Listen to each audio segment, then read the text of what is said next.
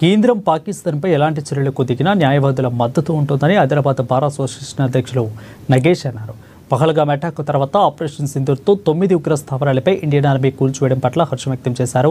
కానీ పాక్ మాత్రం తన కుటిల బుద్ధితో సరిహద్దులో కాల్పులకు దిగుతూ భారత పౌరులను హతమార్చడం పిరికిపంది చర్యగా అభివర్ణించారు. దీంతో చరిత్ర పఠనంలో పాకిస్తాన్ అనేది లేకుండా భారత్ తగిన విధంగా బుద్ధి చెప్పాలని అన్నారు. ఇక అందుకు తమ పూర్తి మద్దతు ఉంటుందని అన్నారు.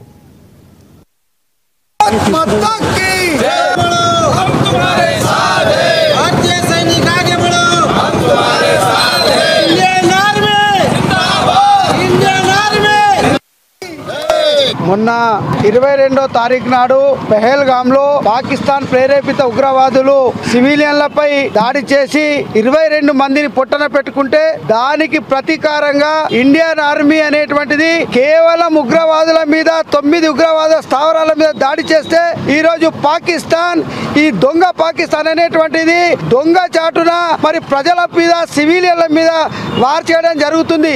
ఈ పాకిస్తాన్ ప్రపంచ పటంలో లేకుండా ఇండియన్ ఆర్మీ ఏదైతే రిటాలియేషన్ చేస్తుందో దానికి భారతీయ సైన్యానికి భారతీయ ప్రభుత్వానికి యావత్ న్యాయవాదులందరం కూడా మేము మద్దతు తెలుపుతా ఉన్నాం.